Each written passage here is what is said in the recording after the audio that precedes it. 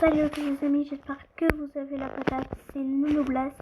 On se retrouve pour une nouvelle vidéo, non pas le jeu créatif qu'on avait vu et qu'on avait commencé notre maison, mais on se retrouve pour un épisode de mythologie grecque. En fait, on va tout simplement parler des dieux, faire un top 13 des dieux de la mythologie grecque. Et pour ceux qui connaissent bien la mythologie grecque, ils doivent se dire 13 dieux, mais pourquoi normalement c'est 12. En fait, non, il y a 13 dieux, parce que sur ce téléphone, j'ai mis la liste des 12 dieux. Et en fait, il y en avait 12, mais il manquait Déméter. On est bien d'accord que Déméter est une déesse.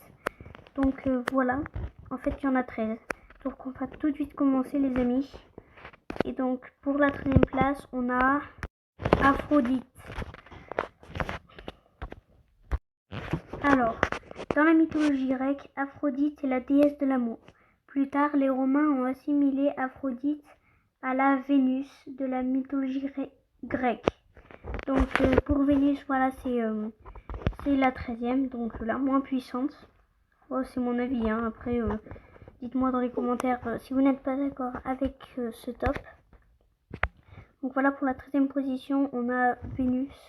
Donc là, pour la 12e position, nous avons Héra. Héra est une déesse de la mythologie grecque. Elle est la fille des titans Chronos et Rhea. Elle est la sœur et la femme de Zeus. C'est aussi la sœur de Déméter, d'Hadès, de Poséidon et d'Hestia. Elle est la protectrice des femmes et la déesse du mariage, gardienne de la fécondité, du couple et des femmes en couche. Donc voilà pour la 12e position, Héra. En 11e position, les amis, on a Dionysos. Dans la mythologie grecque, Dionysos est le dieu de la vigne, du vin et des excès, de la folie et de la démesure. Il est une figure majeure de la religion grecque.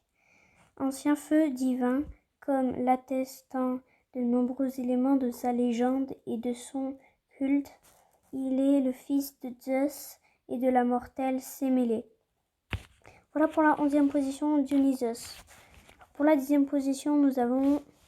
Donc voilà, on a pour la 10e position, on a Déméter. Et Déméter tout triste et désolé pour les lettres qu'il y a. C'est pas moi qui a fait ça. Je les trouve sur Google, les images, et j'ai pas trouvé mieux. Donc voilà, en 10e position, nous avons Déméter. Dans la mythologie grecque, Déméter est la déesse de l'agriculture et des moissons. Thégonie des Iodes. En fait, c'est une fille des titans Chronos et Rhea, la sœur d'Hestia, Héra, Hadès, Poséidon et Zeus, et la mère de Perséphone. Oula, désolé pour ça. Alors, désolé pour ça. Donc, c'est la fille de Chronos et Rhea, la sœur d'Hestia. Mais oh, désolé. Hein. Donc, elle a une fille, c'est Perséphone. Et donc, et de Pluto. Donc, c'est la mère de Perséphone et de Pluto. Les Romains l'assimilèrent à Cérès. Donc, voilà, en 10e position, on a Déméter, alias Cérès. Donc, en 9e position, nous avons Apollon. Alors, Apollon, dans la mythologie grecque, c'est le dieu de la clarté solaire, de la raison, des arts, et plus précisément de la musique et de la poésie. Il est également dieu des purifications et de la guérison, voilà. Mais peut apporter la peste avec son arc, donc c'est pas terrible. Il est aussi dieu de la lumière, de l'harmonie, de l'oracle. Il a été également adoré par les Romains sous le nom de Phébus, mais il était surtout le dieu de la médecine. Donc voilà pour... Désolé. Ouais. Bon, désolé. Et voilà pour le numéro 9, c'était Apollon. Donc maintenant on va passer au numéro 8. Héphaïstos en numéro 8. Alors on voit qu'il est très laid et ça fait partie de l'histoire et on voit qu'il est en train de forger quelque chose. Alors justement dans la mythologie grecque, Héphaïstos est le dieu du feu, et de la forge, de la métallurgie et des volcans. Donc voilà, selon les sources, il est le fils des rats et de Zeus ou des rats seuls. Il est habituellement représenté sous les traits d'un forgeron boiteux, donc ça c'est normal. Mais il est d'abord un inventeur divin, voilà, et un créateur d'objets magiques. Des Homères, son nom est utilisé par métonymie. Désolée pour ça. Ouais, je suis vraiment désolée parce que ça son bruit. Je suis vraiment désolée. Alors, du coup, il a des Homères, son nom est utilisé par métonymie pour désigner le feu. Donc en 8e position, on a Héphaïstos. Donc voilà. Donc là, on va passer au top 7. Donc c'est parti les amis. En 7e position, les amis, on a Hermès. Donc on a le célèbre Hermès. Dans la mythologie grecque, il faut savoir que Hermès est une divinité de l'Olympe. Il est le messager des dieux, principalement de Zeus, comme Iris, la messagère des rats, donneur de la chance, inventeur des poids et des mesures, gardien des routes et carrefours, dieu des voyageurs, des commerçants, des voleurs et des orateurs. Il conduit les âmes aux enfers. Son équivalent latin est Mercure. Donc voilà les amis, on a Hermès, le messager des dieux, en 7e position. Et donc là, on passe à du lourd, vous allez voir pourquoi. Artémis en 6e position. Alors Artémis est dans la mythologie grecque, bon ça on le sait, hein, la déesse de la nature sauvage, de la chasse, des accouchements, et une des déesses associées à la lune, avec par opposition à son frère Apollon, qui est lui associé au soleil.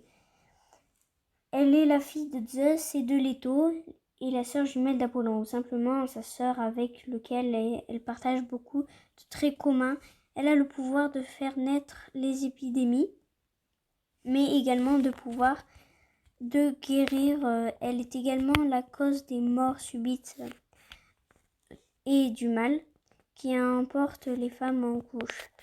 Enfin, elle est la protectrice des chemins et des ports, des très jeunes enfants et des très jeunes animaux, des cultes rapportés au grand moment de la vie d'une femme, sa naissance, sa puberté et sa mort.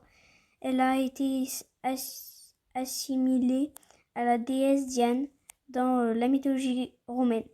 Donc voilà les amis, on a 6e position, nous avons Artémis. Et maintenant, on va passer au top 5. C'est parti. Donc là, on a une belle image de Arès. Donc Arès en 5e position. Alors, Arès, c'est le dieu de la guerre offensive et de la destruction dans la mythologie grecque. Fils de Zeus et de Héra, il est assimilé à Mars chez les Romains. C'est un peu la violence, la brute et tout ça. Donc voilà pour Arès, le dieu de la guerre, en 5e position. Athéna en 5e position, les amis, en 4e position même, les amis. Donc Athéna est une déesse de la mythologie grecque. Bon, il y a beaucoup de choses à dire sur elle là. Elle est également appelée Pallas Athéna, déesse de la sagesse, de la stratégie militaire, des artisans et des artistes et des maîtres d'école. Athéna était considérée comme la patronne et protectrice de plusieurs villes de Grèce, notamment celle d'Athènes. Elle est généralement montrée dans l'art portant un casque et tenant une lance. Ses principaux symboles incluent les chouettes, les oliviers, les serpents. Voilà. Alors, Athéna est également la déesse protectrice de l'effort héroïque. Elle aurait notamment aidé les héros Persée, Héracle, Bélérophon, je crois, et Jason. Donc voilà, en 4e position, nous avons la déesse Athéna. Donc voilà, désolé. Et donc là les amis, on rentre dans le top 3 avec un personnage qu'on connaît bien qui s'appelle Hadès, connu aussi sous le nom de roi des enfers.